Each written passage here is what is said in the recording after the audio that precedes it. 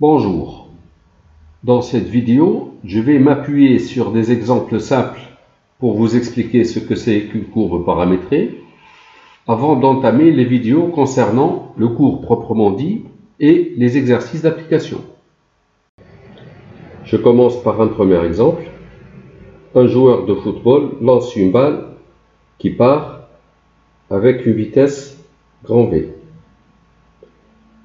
La composante horizontale de cette vitesse est dans ce sens de 10 mètres par seconde et la composante verticale de cette vitesse est dans ce sens de 15 mètres par seconde. La balle va décrire une certaine trajectoire, donc elle va monter puis elle va descendre sous l'effet de sa pesanteur, donc on obtient une courbe C. Je considère un repère orthonormé où ici c'est l'axe des abscisses, donc x en fonction du temps, et ici l'axe des ordonnées c'est y, et y est fonction du temps.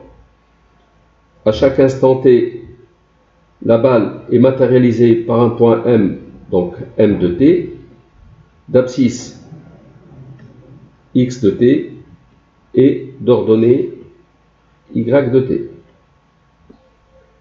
Si je décompose le mouvement sur l'axe des abscisses, x de t c'est vitesse fois temps, un mouvement rectiligne uniforme.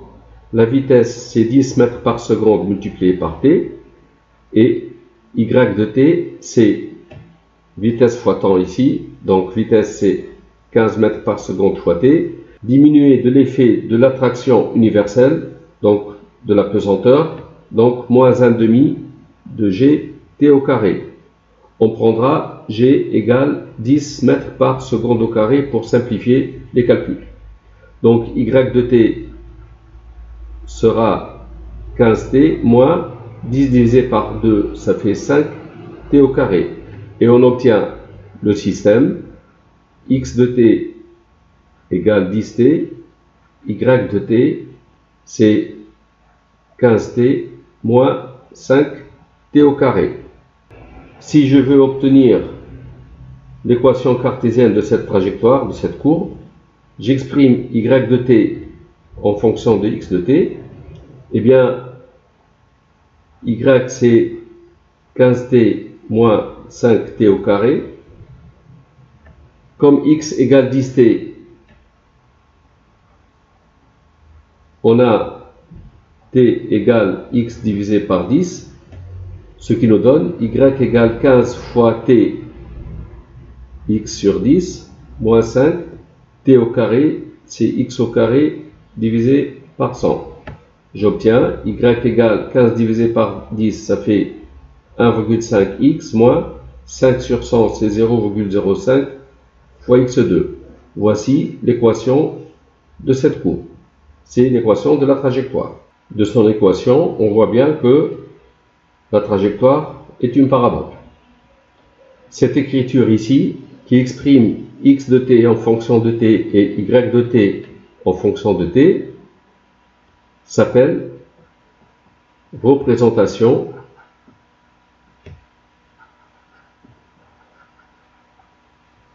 paramétrique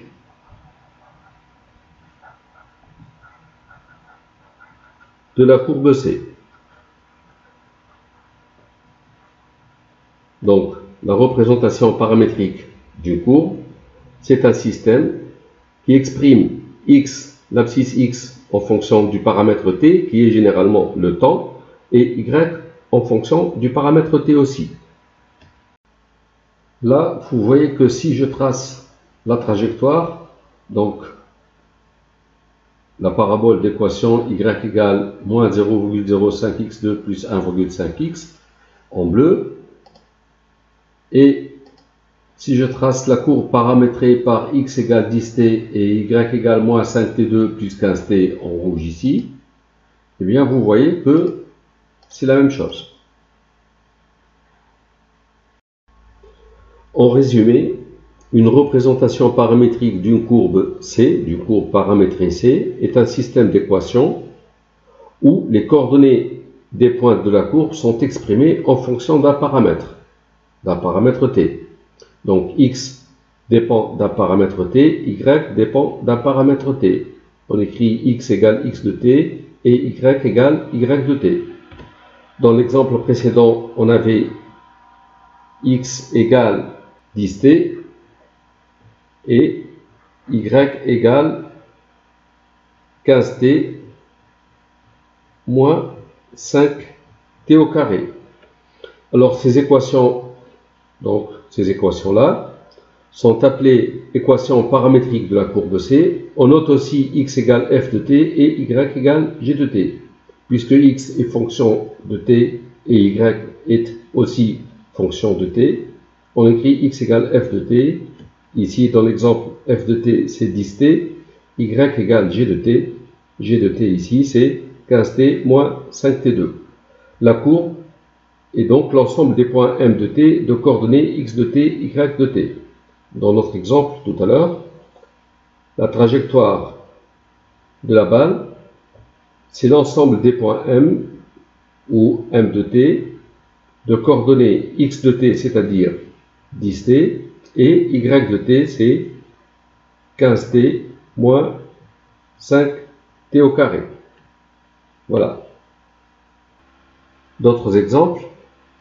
Si je considère la parabole P d'équation y égale x au carré, cette parabole peut être paramétrée par x de t égale t et y de t égale t au carré. Parce que si on prend y de t égale t au carré et x de t égale t, on a bien y égale t au carré, c'est-à-dire x au carré. Donc y égale x au carré. Si je prends le cercle de centre O et de rayon 1, dans un repère orthonormé, évidemment, donc voici ce cercle de centre O et de rayon 1, il peut être paramétré par x de t égale cosinus t et y de t égale sinus t. Parce que, sachant que cosinus carré t plus sinus carré t égale 1, cosinus carré t c'est x2, plus sinus carré t c'est y au carré qui est égal à 1, le point m de t de coordonnées cosinus t, sinus t, et sur le cercle de centre O et de rayon 1. Ici, t parcourt R, ou bien on peut se réduire à t entre 0 et 2π pour faire le tour une seule fois. D'ailleurs, toute courbe C d'une fonction f peut être paramétrée par x de t égale t et y de t égale f de t, avec t qui appartient à l'ensemble de définition de f, donc c'est un ensemble I. Puisque y est égal à f de t, on a y égale f de x, puisque t est égal à x. Exemple suivant, regardez ce vélo. Ce point est la valve de la roue arrière. Lorsque le vélo avance, la valve va décrire une certaine trajectoire qu'on va paramétrer.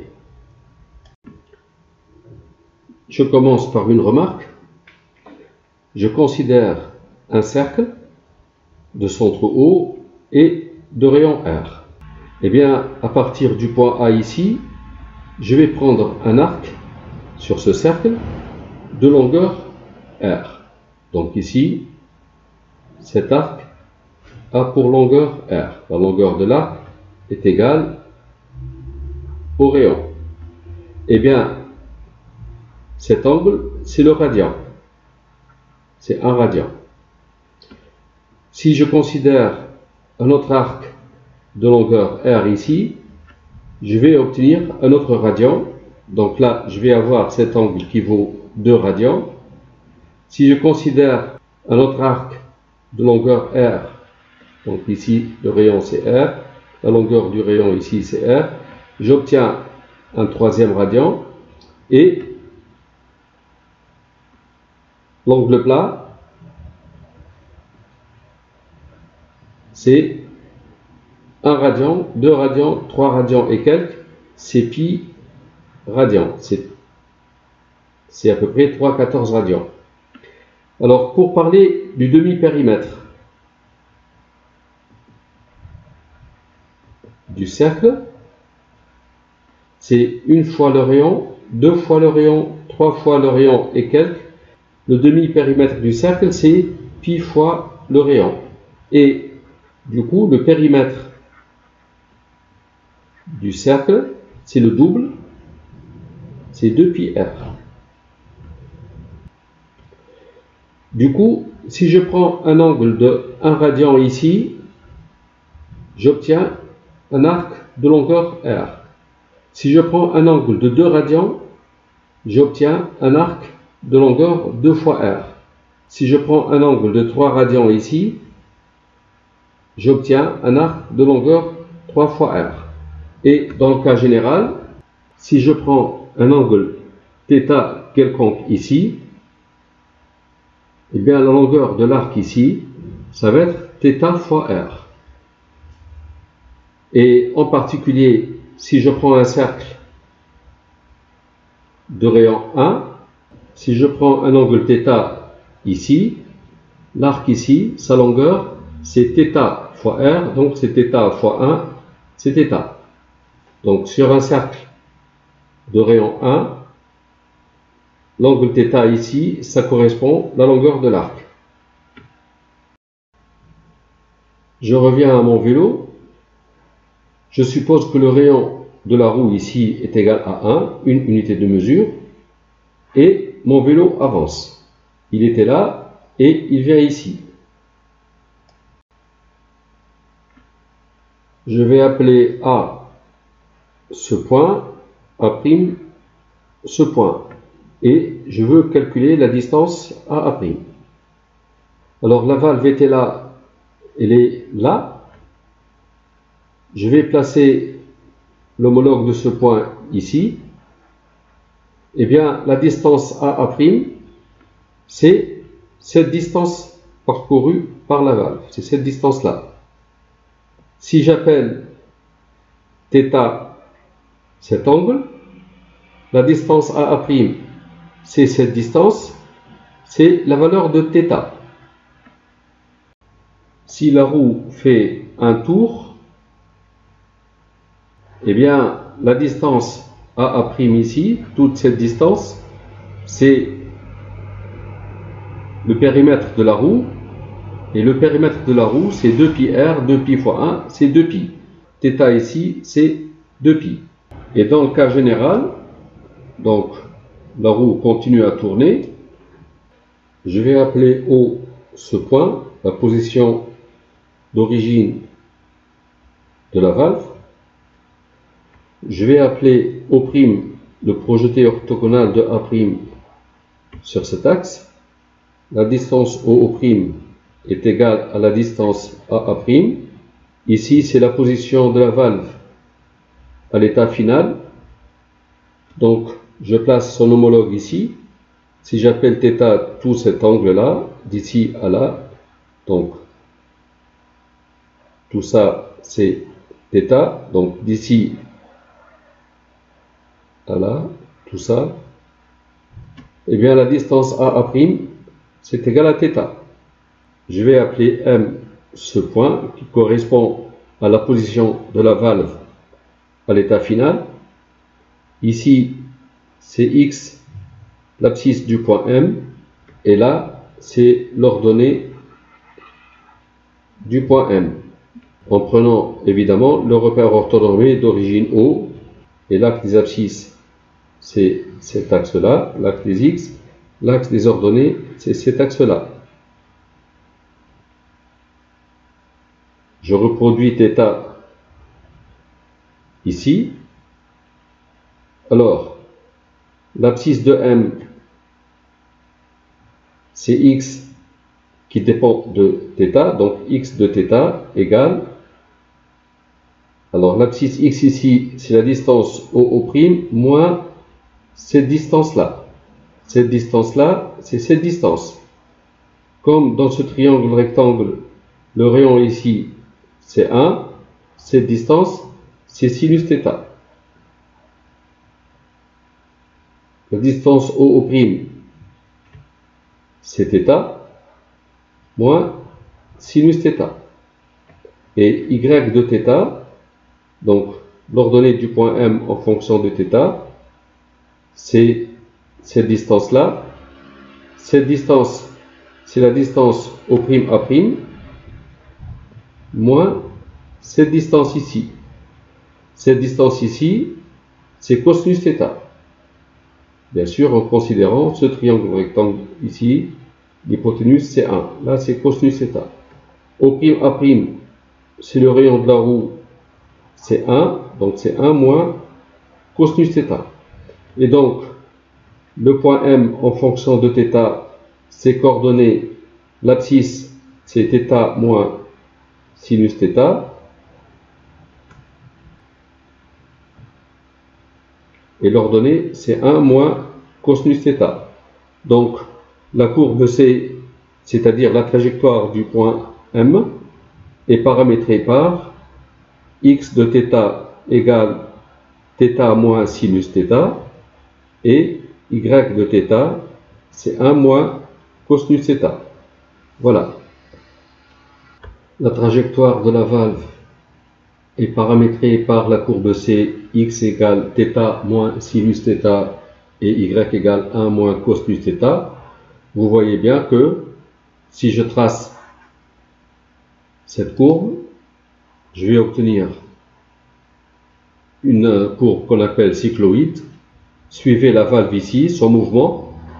Lorsque le vélo se déplace, donc lorsque le vélo avance, la valve se déplace sur cette courbe.